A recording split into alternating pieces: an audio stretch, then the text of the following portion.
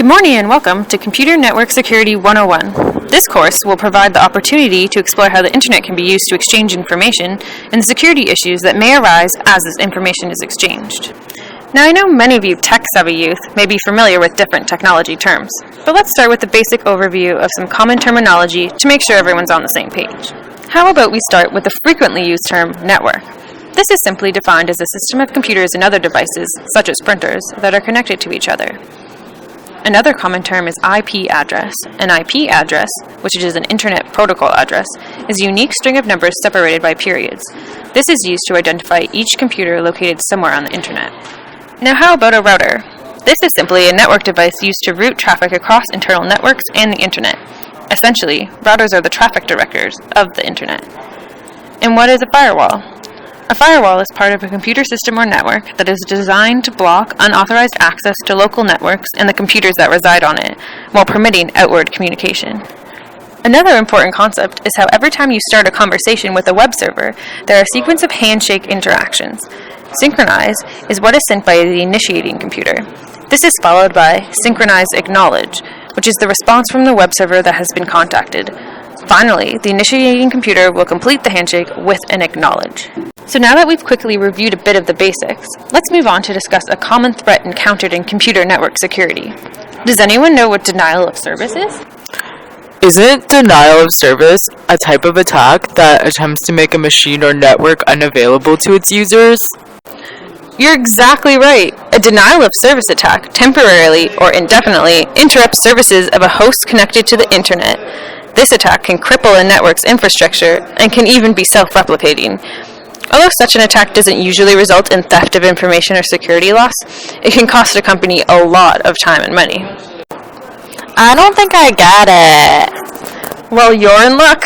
Today we actually have a guest speaker here to explain the different types of denial of service attacks, along with some helpful analogies. Please welcome Techie Trish. Thank you, Professor. There is a large variety of denial of service attacks, but let me give you an explanation and analogy for a few. We will start with the flood attack.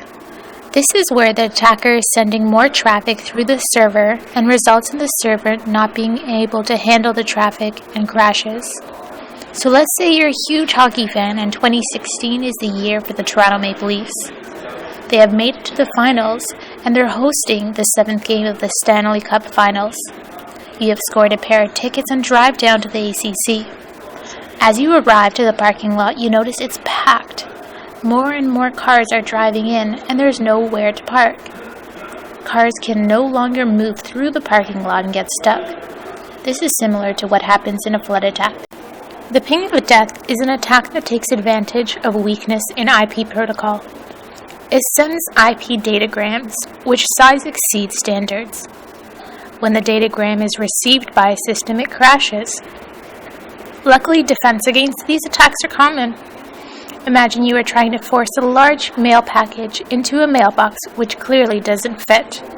You finally get it in, but in the meantime, break the box so that no one else can send anything. SYN attacks can be described as a three-way handshake. As described by a professor, once a connection is made with the server, it responds with an acknowledgement, and the user must then confirm with the server.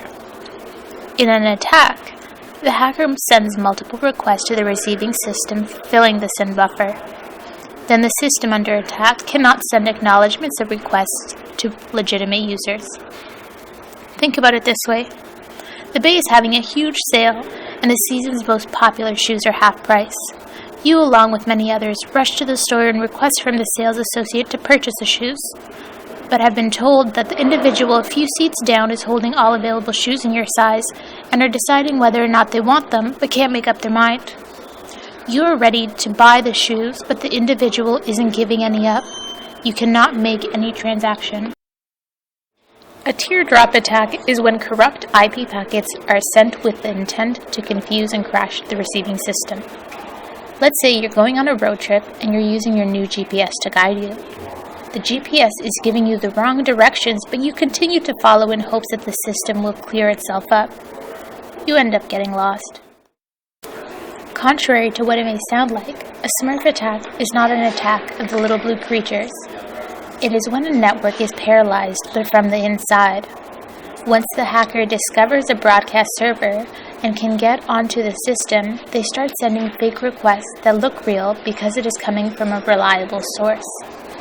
All the machines in the network are infected and receive error messages. So imagine someone steals an employee's ID card and enters a water treatment plant.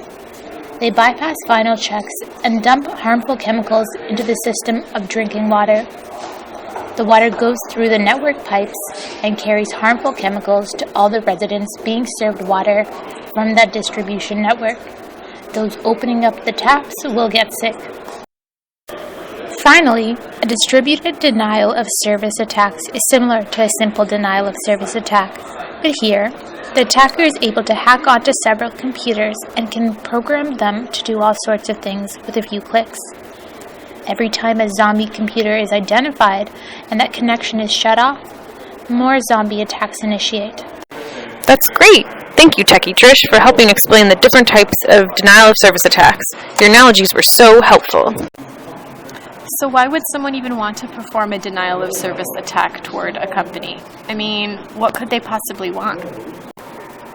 Well, it seems difficult to understand, but there might be a tech-savvy attacker that wants to profit from the perceived ability to disrupt a company's service by demanding payment to avoid the attack. A lot of it springs from using their skill for personal gain. Wow! Could a cyber criminal use a DoS attack to take out another competitor's website or disrupt their operations? Definitely.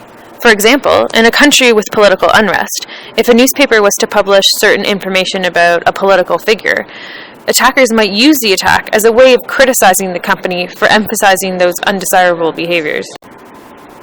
Whoa! I didn't realize that people with so much technical skill had all this power. That's right. Some people call it hacktivism. So do you guys want an example of what it'd be like to experience an attack like this? Here, let's watch a quick clip. We've come under a DoS attack. What are our damages? Well, ma'am, on average, a DoS attack can cost a company anywhere from $50,000 to $500,000 based on the business segment, the volume of online business, competitors, and the brand. We won't know for sure, but our customer information is all safe. Upwards of $500,000. But how? Our customers all lost access to critical business information. We weren't able to carry out our core businesses. The estimated cost includes lost traffic and user productivity and lost revenues. We even lost a few business opportunities and contracts with our partners in Beijing during the attack.